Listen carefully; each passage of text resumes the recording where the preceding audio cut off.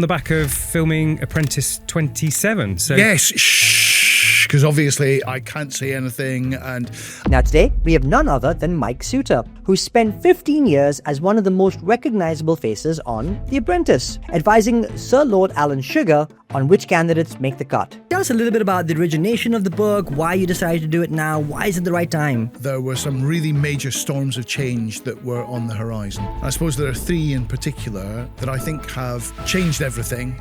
Now he's channeled his leadership thinking into his new book, Next Gen CEO, built around 5 concentric circles of leadership. How do you equate the role of judgment in leadership? If they hate it, that's brilliant, because if you love it and they hate it, which is the best thing of all, then you can understand how you need to use your marketing skills, your communication skills, in order to persuade people out there. how to lead when AI is racing ahead compounds this traverse. AI is the most powerful tool of my lifetime, and we are only at the very start of understanding how it will change everything. From self-leadership at the core, out through people, enterprise, curiosity, and thought leadership. Mike, welcome back on the show. So Mike, amazing to have you back on the podcast again. Oh, thank you so much, Mark. It is fantastic to be here with you and Richie. Well, we loved having you last time, and I know it's going to be the same. And you're hot on the back of filming Apprentice 27. So Yes, shh, because obviously I can't say anything. And as we know, The Apprentice is always filmed very much in advance. It's why when you watch it, sometimes in the depths of winter, and you think, hang on a minute, they've been called to their cars at 5 o'clock in the morning. It seems to be bright and sunny. How come they managed that then? Of course, this is a series which they spend a lot of money on it, and they each individual episode goes through a 3-month edit process. Wowzers. And so, not that they edit everything sequentially because they're all in a row, but there is at least a 6-month delay between filming and then showing. At which point, of course, there's an omerta, which is why, Mark, when you said it, I thought, hang on a minute, I'm going to have to kill them both. But how am I going to get away with that? Because this is being videoed. Indeed. And nobody wants all that blood over the camera, do they? No. Well, congratulations on 15 years with The Apprentice. Amazing. Thank you achievement. very much. I'm looking forward to the carriage clock when Lord Sugar gives it to me. Well, there we go. And I can't believe that you've made time to even write a book. I mean, where did that come from? But tell us a little bit about the origination of the book, why you decided to do it now, why is it the right time? Yeah, to kick that off. Thank you. It's a great question. I started probably a couple of years ago to notice that there were some really major storms of change that were on the horizon. And I suppose there are 3 in particular that I think have changed everything, and in particular changed the environment for leaders.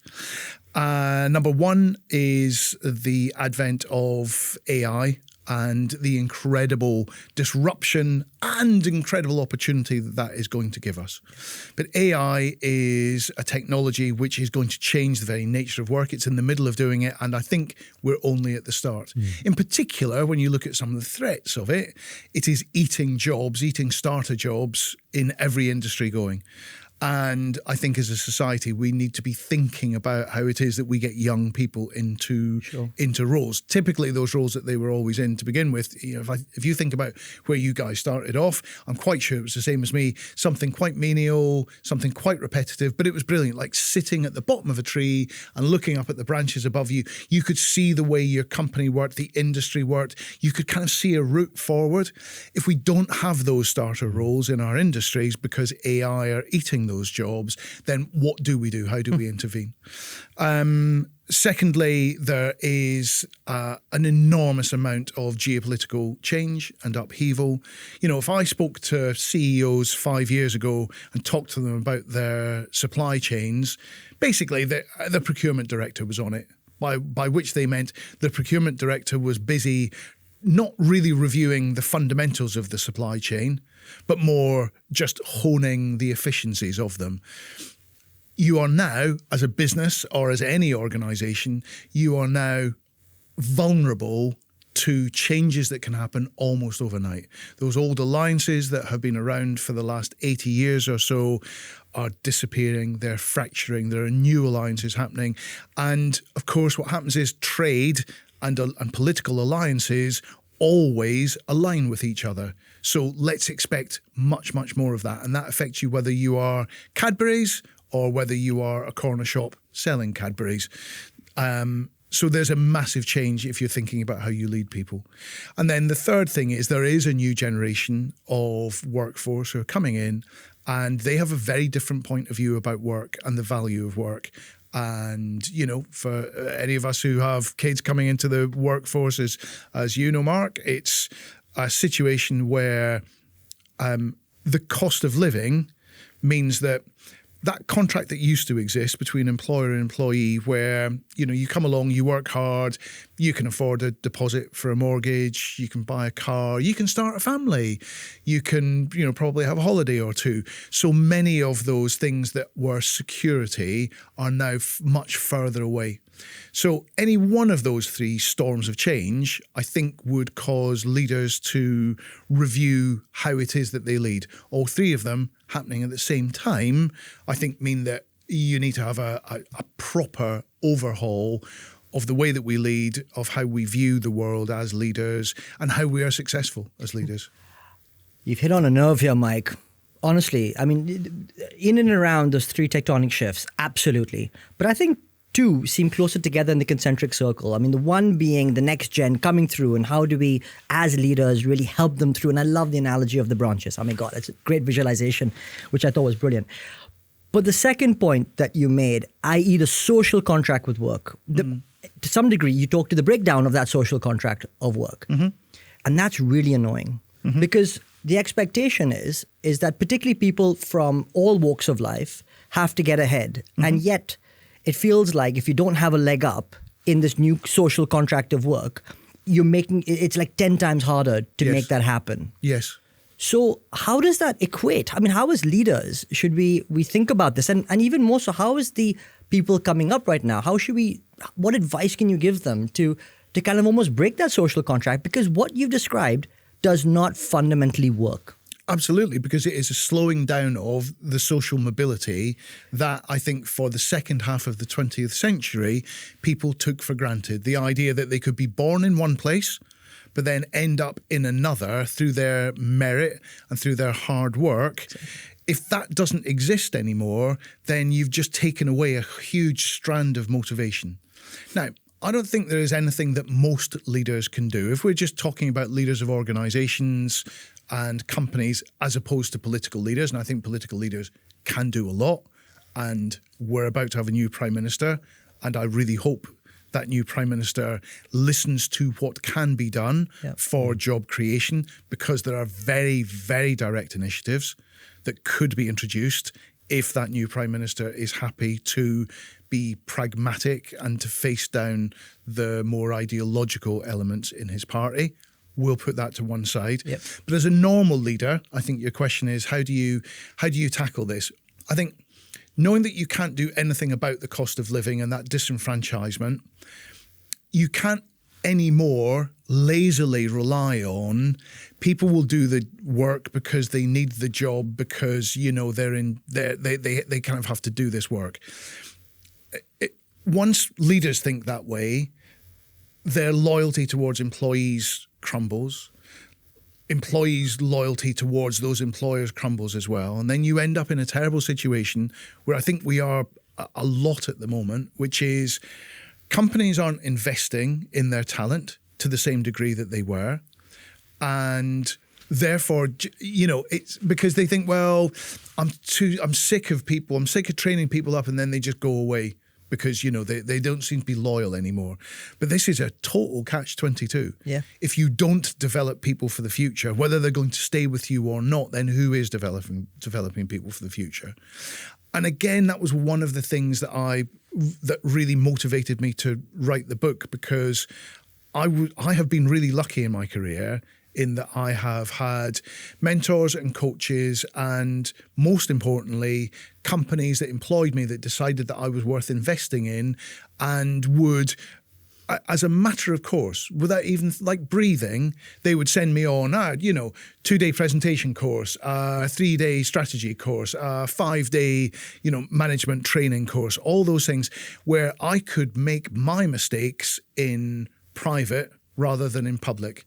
And, I've two sons. They're both, they're both doing well in their careers.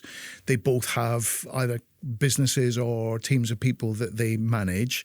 And when I look at the contrast between what I had and what they have, it was one of the things that really made me want to write the book, in order to get across useful frameworks, actionable advice, things that can help people when either there's a brilliant opportunity in front of them, or they've got a big challenge. I think the final thing I would just say is, what does a leader do now? I think you have to engage your teams in the noble purpose of the organization. Because you can't just say to them anymore, look, it's worth the pay packet you get at the end of the month. You have to explain to them, you have to make it come alive why they are utterly crucial to the mission that you're involved in. And the mission that you're involved in has to be a mission of change and improvement. If your organization is there to make the lives of a certain group of people better, then fantastic, right? That is your noble mission right there. If you can't think of what your organization's noble mission is, you're in trouble already. You need to find what that is. For whom are we making this world a better place? If you don't know the answer to that, then you're in trouble as a business anyway. But engage those people there. I think that is the one thing that leaders have to start with and continue with. Love it. Today's program is brought to you by two fantastic organizations. First up is Studio Space, a leading on-demand marketing agency platform. Studio Space gives marketers complete control over their projects, from matching the right agency to your brief, to managing contracts and invoicing, and even tracking all of your spend data all in the one place. They take care of everything, and it's totally hassle-free. They even guarantee the work. So check out Studio Space today. Our second sponsor is the Marketing Skills Trust, a charity with a mission to make marketing a better place for everyone. They provide grants to help create a more equitable industry and support initiatives that really do drive diversity, inclusion, and create opportunity. The Trust has been instrumental in leveling up the marketing skills across the board. And do take a look at their website for more information. Now, let's get on with the show. So there are many challenges afoot, and you talk about an overhaul of leadership. So that's no small challenge. It's a great book, and I think by the time this airs, it will probably be a big bestseller. It is a book of optimism and self-empowerment, which I think is very characteristic of you as a person. So what if you dreamed a bit, what do you hope for the impact of the book being? Oh, I would love it to help people. I'd love it to do two things. One is, and they both sit together. One is, I'd love people to be able to enjoy the career that they deserve. And I think that is here for them to take on those, to be inspired by those stories. I've interviewed leaders, everybody from Alan Sugar through to the commander of a British Royal Navy nuclear submarine. Now, let me tell you, that is leadership. When you are underwater for 3 months at a time and you do not surface, and you are in a long metal tube with 110 other people and you are leading them, that is 24 hours a day, no weekends, no holidays. That is leadership, especially in a crisis. So I hope that the stories, the interviews that I've done with people, the case studies and so on will be inspiring to them, and also that they will feel that sense of empowerment that I can do this. I don't talk about things in the abstract. I don't talk about things as in a textbook sense.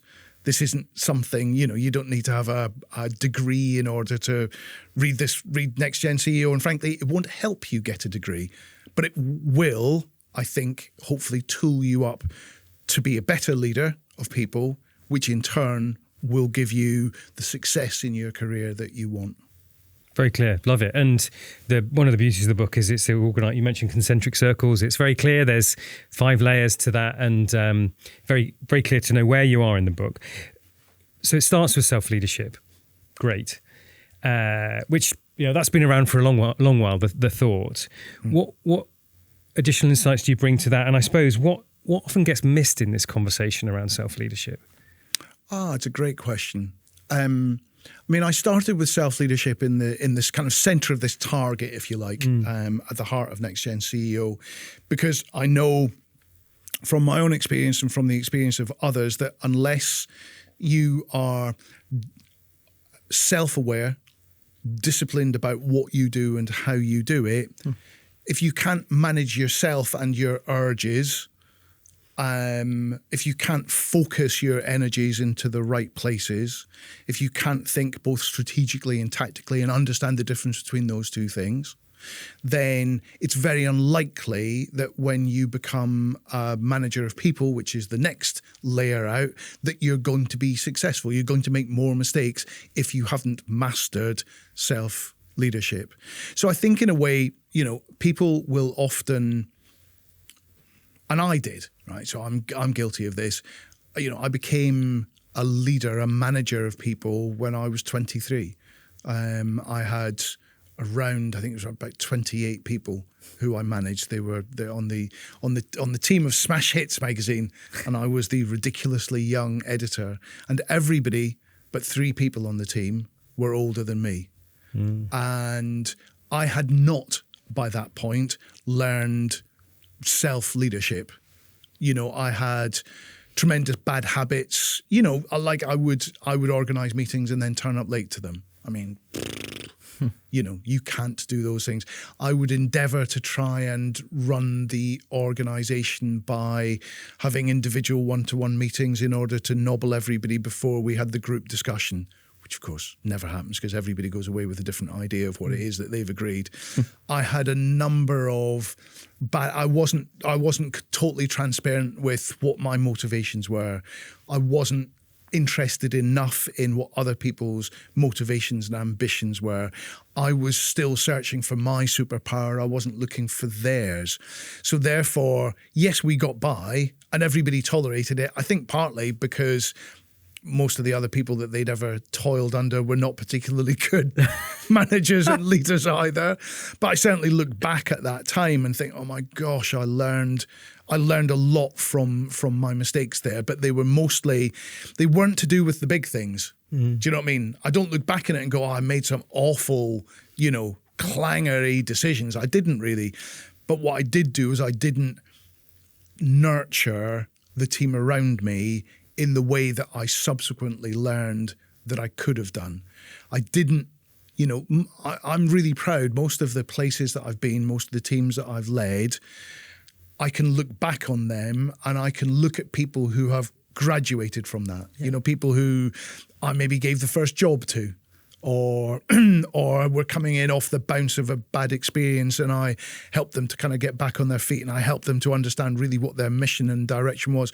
Some people who've done incredibly well and I take nothing, I'm not taking their credit, but I am taking great pride in the fact that I was able to plant them in the right place for them to begin that journey. And I think when I was first leader, I definitely can't look back.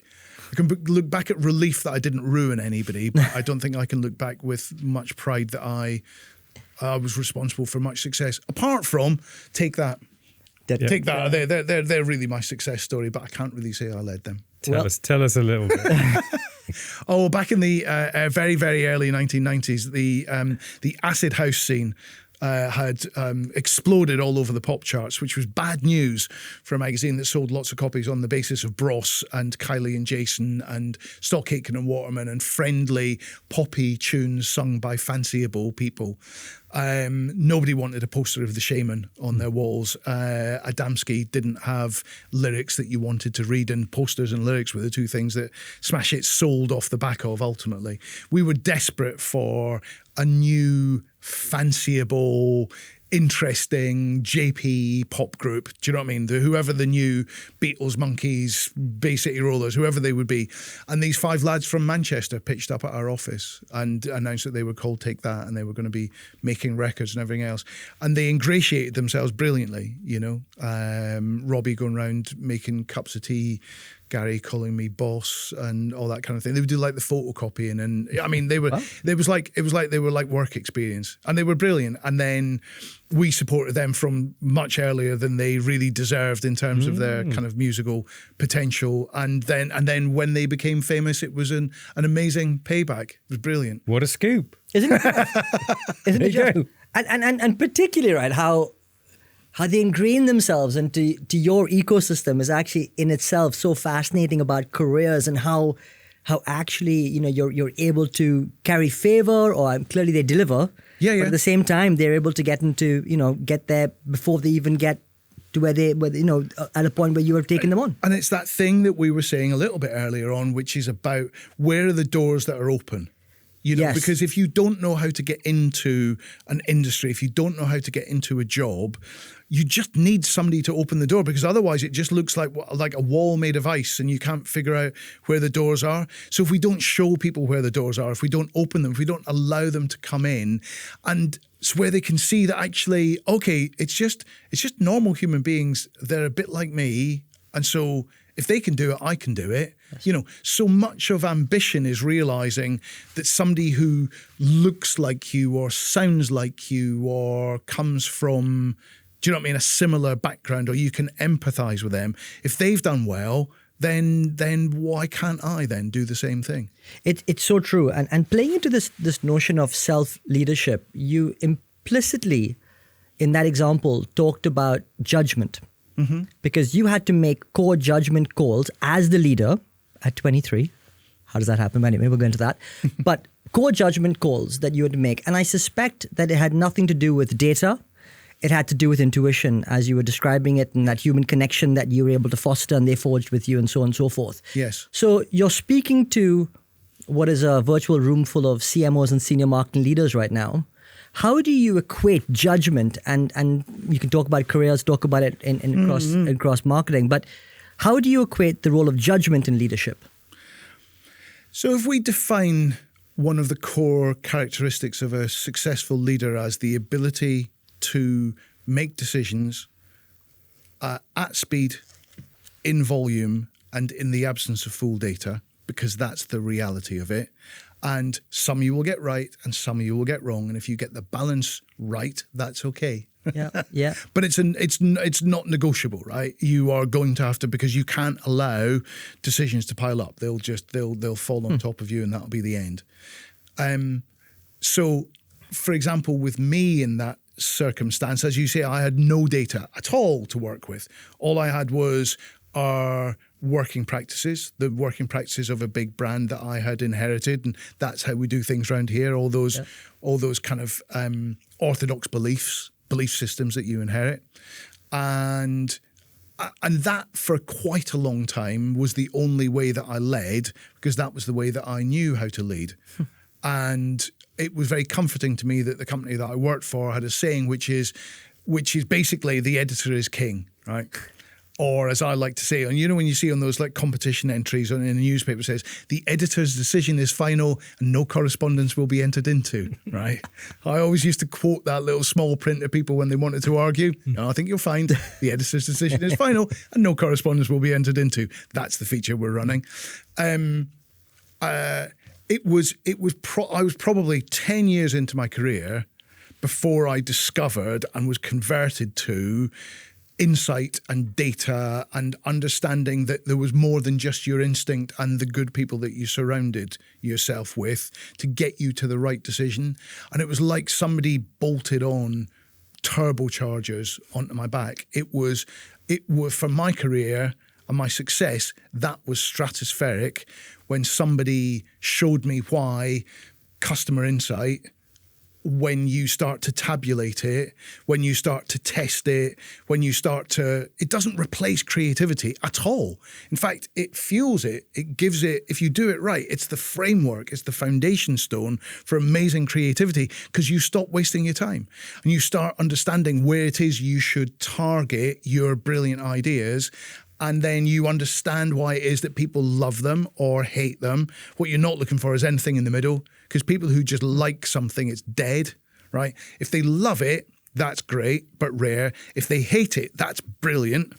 Because if you love it and they hate it, which is the best thing of all, then you can understand how you need to use your marketing skills, your communication skills, in order to persuade people out there of the benefits of liking the thing that they instinctively hate. Because if you can get somebody to move from hating something because they didn't understand it, explaining why the benefits are there and how they should understand it, to understanding it and buying into it, you've got the biggest hit of all time.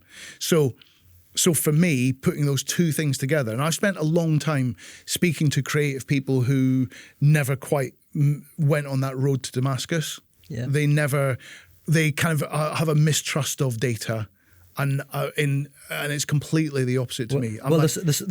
Give me all that insight. I want to know. I want to see the patterns within it. I want to see how my interventions in this, how that drop in the pool, what the ripples are there. You can see that. God, that is deity power. That is at that point where you can understand what you do sitting there in front of a computer or in a meeting room, a decision that you make, and how that impacts the rest of the world. Wow. Well, I feel sorry for those people in an AI world now. I mean, if you think data was bad, poor guys, they're gonna be in for a shock. So I like the way you talked about it as a target, the concentric circle. So if self-leadership is really the bullseye. Let's move out to people leadership. And I think there's a data point which says the majority of people leave an organization because of their people manager. People work for an organization, but really they work for another person. And you said something really interesting and novel, which you said that to be an effective people leader, you need to lose more arguments than you win. Bring that to life. That's a juicy one. I think the willingness to go into work and to be passionate about, as a leader, be passionate about your ideas. Of course, that's why you're there, right? You know instinctively how you want to do something. You have great ideas. You have that drive, right? If you didn't, you probably shouldn't be in that role in the first place.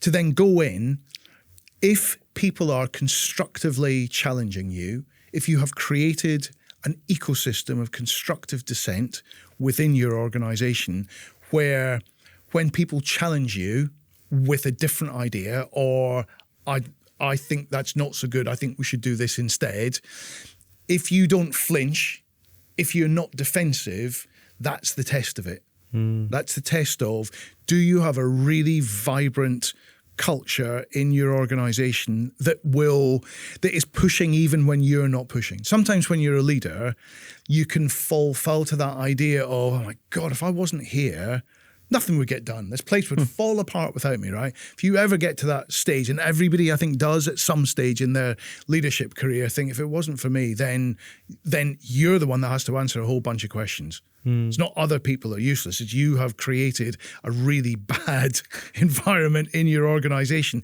if you feel you're the one doing all the work and having to come up with all the ideas. Of course, your job as a CEO, your job as a leader, your number one priority for the organization is momentum. What am I going to do today that is going to push the momentum of the organization along, right? That's the number one responsibility of any CEO, of any leader. But they're not doing it alone. So you have to create a culture in which people are challenging ideas, criticizing ideas, not people, not making it personal. You manage that out of the system. But if people feel happy to challenge you, you don't flinch, you don't recoil from it, then you know that that's one of the real litmus tests of a great organization. If when you have your brilliant ideas that you've come in, I was just, I was showering this morning and I came in, this amazing idea, right? If everybody goes, great, Mike, yeah, let's do that, right?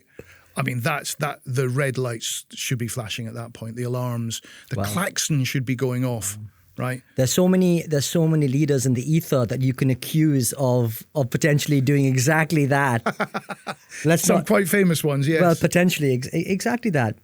I'm going to ask you a curveball on this. It's slightly tangential, but it was a question I was asked today, actually, this morning. In and around, do the bad guys or do the good guys never win? In leadership, do you need to be to really get to the top, really hard-boiled, hard-nosed? Or can the good guys actually get through and win in that context? It's a really good question, I think, because it asks two questions in one. One is, do you need to be an absolute bastard to be successful? And if so, was it worth it? Right? And secondly, where is if you are a good guy, inverted commas, does that mean that you lack edge? So my definition of a good leader is somebody who has empathy, who understands the impact of the decisions that they make, particularly when they're making decisions which negatively impact their customers, their clients, or the people inside their organization. But somebody who has sufficient edge to know that that was the right decision, that was an unavoidable decision.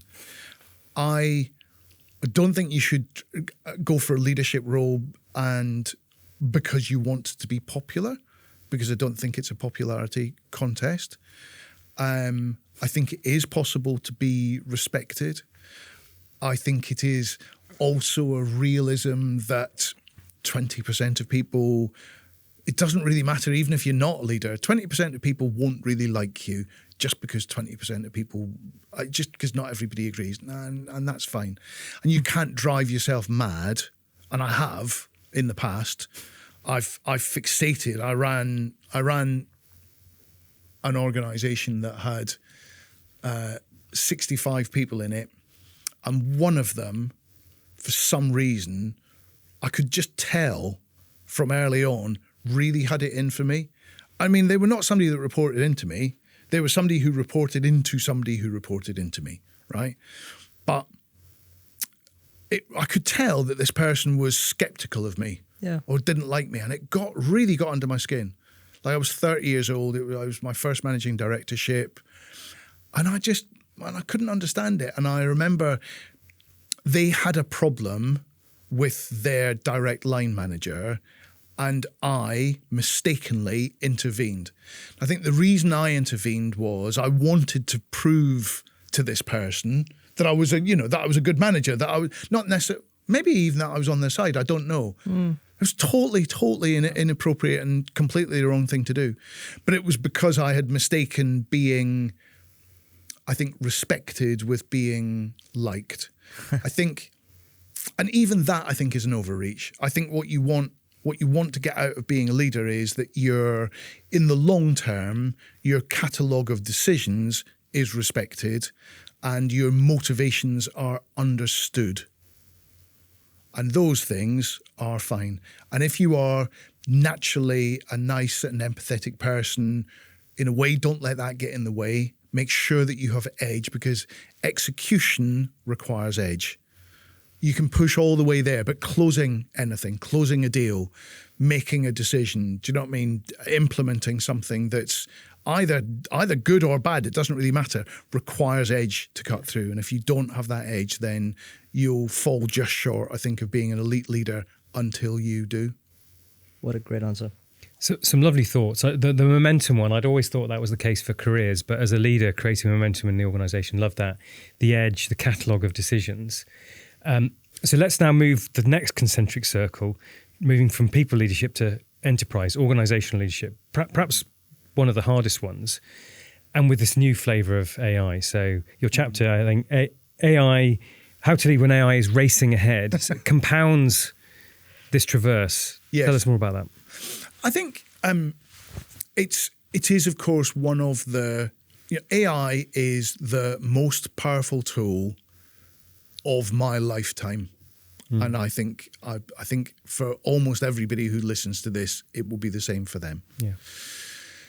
And we are only at the very start of understanding how it will change everything. And anybody who says, I know what the world is going to look like in 5 years' time, is not telling the truth. I mean, they might think they know, but they genuinely don't. And that's new, I think, for leaders. Because most leadership boils down to change management. How do I move the organization and the people and the customers and the clients and service providers and everything else from point A, which is where we are, to point B? Because most organizations thrive when they are in a steady state, when not much is changing in the world around them, and they can spend their time just getting better at that thing they're really good at. Do you know what I mean? Honing it, making it better, squeezing more value out of it, looking at adjacencies. That's a lovely place to be, running a business like that, where you know that you're humming. But then when something changes, then you identify early on, we're going to need to pivot from this thing we're doing here to this thing we're doing here. But when you do that pivot, you typically know what B looks like. What does the destination look like? In an age of AI, I'm not sure that is possible most of the time anymore. So I think moving, and the good thing was when you knew what point B looked like, you could create a series of steps from point A to point B. You could understand, because you knew what your strengths and weaknesses of your team were, where you might need to make changes within the team, where you might have to help specific individuals, make a transition from one state to another. You knew what you would, broadly speaking, have to do. You could write a business plan for it. You could present that. You could get the backing, the funding that you needed for that, or whatever permissions, and then you could go ahead and execute that change.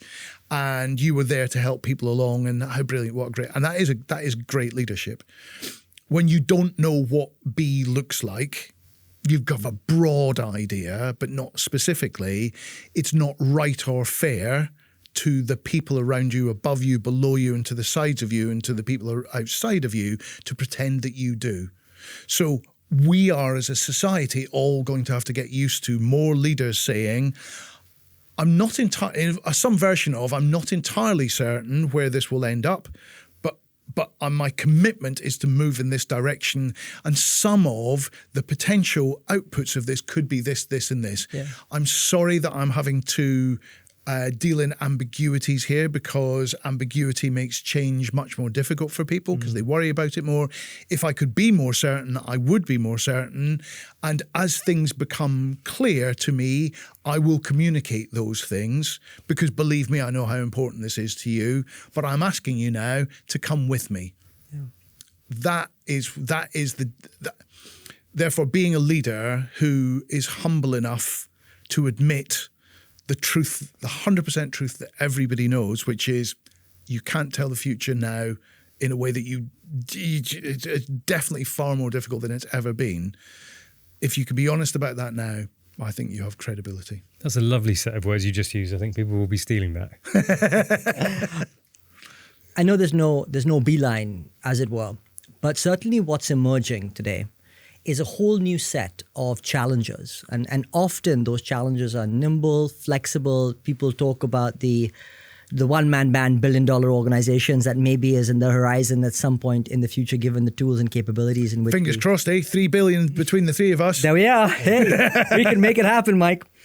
But I think what that's showing us is that there are a whole new set of different competitor sets that are emerging as a consequence. Mm-hmm. And then for me, that then goes, well, okay, if you're a leader in these big organizations, the way that we've seen them in the past, I just wonder what's the mold of that when you're facing against a precipice of sort of challengers who almost have a blank slate, but a technology underpinning, which is supercharging what they've got. Whilst on the other hand, you may well have scale, but you've got legacy on which is maybe holding you back. Yes. So what advice would you give sort of leadership who are sort of peering in the binoculars, looking at those challenges whilst you're sitting in those legacy companies, about how you navigate and manage those situations? What do you think will be key for them in the future? So I think, what you're talking about here is you're talking about a kind of a classic David and Goliath, right? There we are. You have the incumbent, Goliath, and the incumbent has market strength, huge buying power, influence over their routes to market, stronger supply chains, muscle, right? Difficult for that to move dynamically, right? But when it does move, my gosh, it will pack a punch, right? Yeah. So those are so it's slow, but really strong, right? So you understand the strengths and weaknesses there. Then you've got David. You've got the insurgent, typically nimble, faster moving. If Goliath catches David with an upper hook, that's the end of David, right? I mean, that's it. So therefore, being flexible, turning on a tuppence, being able to do things that are difficult for the incumbent to do. I think the most difficult place to be in a market is somewhere in the middle, right? Between those two things, where you're neither big enough to lean into your weight and your strength and your muscle to do things that make it incredibly difficult for everybody. If I'm running an incumbent organization, right, it is a scorched earth for everybody else. I'm giving nobody any chances, right? You are all going to die, right? That's the only way of successfully doing that. If you're an insurgent, and actually I wouldn't really be running the incumbent because it's not really me to want to scorch the earth. If you are the insurgent, though, it's the speed at which you can do things. It's choosing strategically things which are incredibly difficult or impossible for the incumbents to copy you, right? Yeah. That's where you've got to completely innovate in terms of everything you possibly can, right? You're going to set up a business right now, or you're in an early stage of a business right now. Do yourself a favor, right? Sit down with a piece of A4 paper for the next 2 hours, right? And write down all the things that you could do that would be very painful or impossible for the much larger players to do, right? You might decide not to do any of them, but what are the different areas in which you can innovate? Can you innovate in price point in a way that they can't? Can you innovate in proposition, specificity of proposition in a way that they can't? Can you innovate in format or delivery, distribution mechanism in a way that they can't? Can you innovate in terms of brand in a way that they can't? Those are 4 things. There's your starter for 4, right? And you should be able to think of 3 at least for each one of those, right? So you should have a sheet of 12 after an hour. Sit with some other people who are like-minded with you, right? Come up with all those different ways in which you can cause massive pain in a way which is value to you, to the incumbent, right? It's the best way because, the only way, you've got to be a porcupine. Do you know what I mean? Or a hedgehog or whatever. That's the way, you think about nature. Yeah. Do you know what I mean? Sharks can't eat everything. Do you know what I mean? They can't. Obviously, I'm now in a world, David Attenborough must forgive me, where sharks and porcupines are in a battle to the death here. But, sea porcupines, let's go for that one. Yeah. But do you know what I mean? There are ways in which you can be small and incredibly successful. And if you're not one of those, and by the way, if you're the incumbent, what I mean by scorched earth is you go and you do long-term deals with absolutely everybody else. You shut everybody else out. You acquire in all of your core areas. You shut down all the things that are not absolutely core to you. You become the most muscular, terrifying machine that you possibly can. That's what you do there, because that's how you survive. You don't open the door. You don't close that door behind you, basically. Yeah, absolutely. I love that. There was a real fire in your eyes because at one level it's a war. Many pearls of wisdom. 4th concentric circle. So you've aced yourself. You've become a great people leader. You've got command of your organisation. Yeah. But of course, the world is changing, which we've touched upon. And so the specific question here is: how do leaders balance their time between staying on top of the internal but being curious, open-minded, inquisitive, exploratory, external? Because there's a real trade-off. There's an opportunity cost either which way. Yes. I am guilty of not being good enough in some of my roles in the past in that 4th ring, because sometimes the things that get you there are the things that keep you there. For example, when I built Shortlist Media, I spent insufficient time out in the market with our customers. I now look at it and look back. Now, at the time, I was focusing on, with loads of new development, I was really core to that. I'd made myself too central to the operations of the organisation. I had convinced myself, I think without ever saying this out loud, that if I wasn't in a meeting, then the meeting wasn't very important, and that I gave energy to meet. Now, I definitely did do that, but I didn't trust other people. I was skeptical. I was my own worst enemy in a way, because I stayed doing the things that I really, really, really enjoyed, and I didn't spend enough time out in the outside world prospecting and listening. The only time in the kind of 10 years that I ran Shortlist Media that I ever went to any conferences where I could have heard people talking about really interesting things was when I was going to a conference to speak. And I would get there 20 minutes before I would speak, and I would hightail it out of there straight afterwards. So I didn't even use those opportunities to learn about what was coming next. And I think if you are the leader of the organisation, if you're the CEO or the managing director of the organisation, you're really the only person that can do that. You have to find ways to delegate and properly empower people. And that's to do with your attitude as well. I know what I did was, sure, I let other people run meetings, but I wasn't that interested in what had gone on in the meeting. So everybody knew. Do you know what I mean? I wasn't coming back in going, God, so you had that meeting earlier, and what did you decide? So I wasn't, because I was sort of convinced it probably wasn't a very good meeting, was it? Because I wasn't there. I mean, that's shocking, right? It's shocking ego, but I can admit to it, because that's part of being a better leader, right? You go, these are my weaknesses, and that was definitely a weakness at that time. So I think that there is a tension between those two things, but there shouldn't be.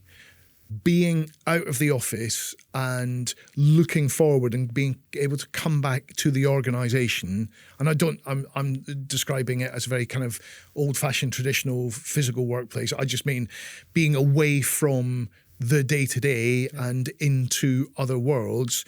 So long as you're bringing real value back, here are new ways we can do things. I was speaking to somebody who does this. I think they might make a great partner. I've seen this thing happening over there. I think it's going to change our world. We need to get onto it. That's the only person that can do that is the leader. Mike, I think through the development of this book, I think you've really had a lot of time to introspect about your own early beginnings of leadership, and certainly into some of the things you could do better. So I can only imagine what you're going to go on to do. In the interest of time, I want to get on to the fifth concentric circle, which is thought leadership. I love something that you said in the book, which was being quotable is no accident. And clearly, I think you live and breathe some of that mantra in some of the things that you've then gone on to do.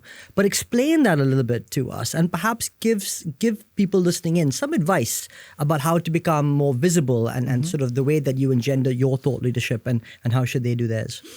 So I think there are probably a couple of different issues within there, and they're both to do with what you do or don't need in terms of external help and, agents or agencies in order to help you to kind of do these things. Your message gets louder the bigger your profile is. Yeah. Your profile has to be an authentic thing. It can't be an idea of you that somebody else has come up with, because it'll just fall apart pretty early on. Or you'll be able to hold it together, but you'll be really miserable being the sort of person that you never really wanted to be. So being somebody else's idea of the human being that they see you as when it's not really you is a very corrosive thing. So if you are going to work with, a big PR company, if you are going to work with a big agency, either a social media agency or a marketing agency of a different kind that is going to help amplify you and your organization, but with you very much centered in that picture, the impetus has to come from you. You need to know, first of all, what it is that you want to say. There's that phrase which became very popularized, I think, maybe about 10 years ago now, maybe a little more recently, that idea of, bring your whole self to work, kind of good for your mental health. I think I like the idea, and I like the place where it came from, but actually I think you need to bring your best self to work, right? Leadership is something where you are authentic, but that doesn't mean bringing everything, bringing all of your faults and foibles. So in the first instance, before you start to project anything, you need to know what it is that you're projecting. You need to understand what your values are. You need to understand what you stand for, and you need to be comfortable with that. You need to live with that for a little bit and go, yeah, and try that out.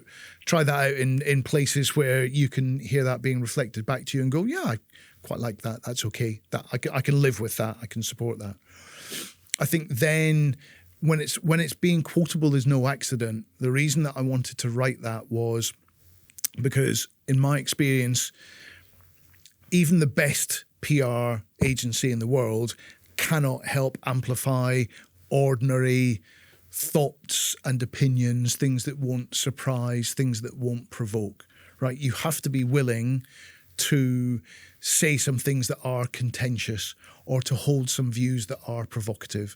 If you're not willing to do that, then it doesn't matter how much you pay a PR agency, you will always end up, they'll end up kind of, forcing you into things. You'll always feel really uncomfortable and nobody will ever really engage with it. Whereas the opposite is true.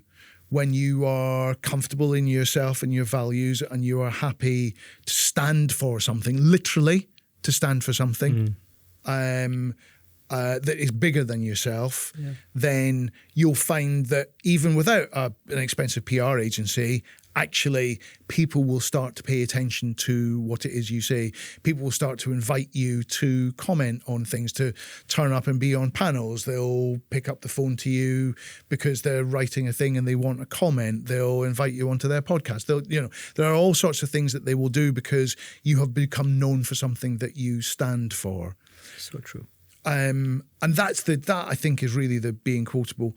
And I guess the other part of it is, LinkedIn remains two things. One, the most infuriatingly boring place where people just congratulate themselves and you think, what is this? And a massive, massive criminal use of AI to write stuff, which is just slop.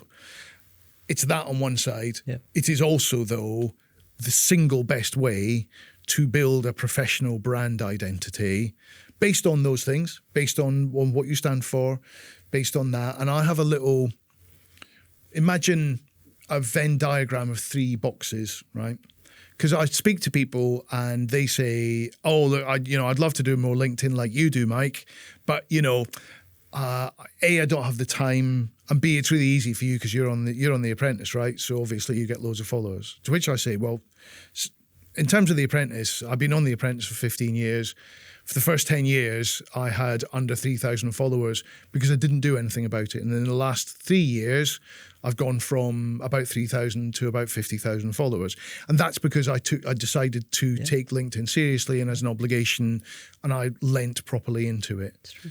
So it's not. It's making the most of what you. Of course, I don't deny that it's a really useful thing to have, but it's not the only thing that does it. It's true. In terms of that, I don't have the time or I can't think of what to write. Imagine this 3-circle Venn diagram. You need to know what you want people to know about you before they ever meet you, and they will. When you're going to have a meeting with somebody, right? They will definitely have looked at your LinkedIn before they meet you for the first time. Yep. Every single time. So circle number 1 is, what are you known for? So what is your expertise? Circle number 2 is, what do you want to be known for? So what is your ambition? Circle number 3 is, what really gets you going, right? What's your passion? So if your expertise and your ambition and your passion, where those areas, where they cross over, where they intersect, is where you will find your richest forms of content. So writing something or posting about something, doing a little video about something where your expertise meets your ambition. Do you know what I mean? I'm doing this at the moment. I've got this great insight into this other thing that I'd really like to be doing. That'll be brilliant. People will love that. Something where your expertise and your passion area cross over. That, again, that's a great thing. Somewhere right in the middle, which has got all 3 of those things, it will go like a rocket. You don't need to be a great writer, and it doesn't need to take you loads of time to do. You just need to kind of get it said. If you keep those 3, that Venn diagram in your head, you will never run out of things that you want to say to the world.